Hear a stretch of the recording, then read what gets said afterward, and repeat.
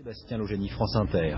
La nuit prochaine sera la plus longue de l'année, elle comptera 1 heure de plus, et oui, on repasse à l'heure d'hiver, à 3 heures du matin, il sera en fait 2 heures, pensez avant de vous coucher à retarder montres et pendules d'1 heure. Certains demain matin vont en profiter pour dormir 1 heure de plus, tant mieux pour eux, pour d'autres ce changement d'heure est beaucoup plus compliqué, je pense notamment aux parents avec un nourrisson.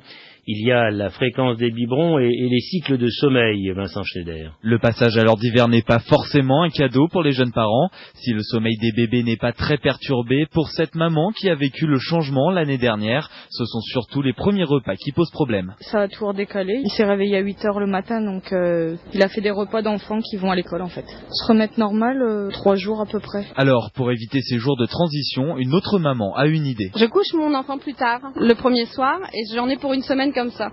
Et au bout d'une semaine, en règle générale, il prend le rythme et puis là, il rentre dans le nouvel horaire, quoi. C'est la bonne solution, selon le docteur Cambier, pédiatre. Il tient tout de même à rassurer, les bambins ne craignent rien. Ils ne sont pas très fragiles, quoi, qu'on peut rassurer les mamans, surtout dans le sens de l'heure d'hiver. En fait, on s'adapte mieux à dormir 1 heure de plus qu'à dormir 1 heure de moins. Mais on voit bien qu'en 4-5 jours, quart d'heure par quart d'heure, le plus souvent, les enfants récupèrent 1 heure de réveil familial et social. Pas de risque donc, à part celui d'oublier de régler sa montre. Cette nuit, à 3 heures, il ne sera en fait que 2 heures.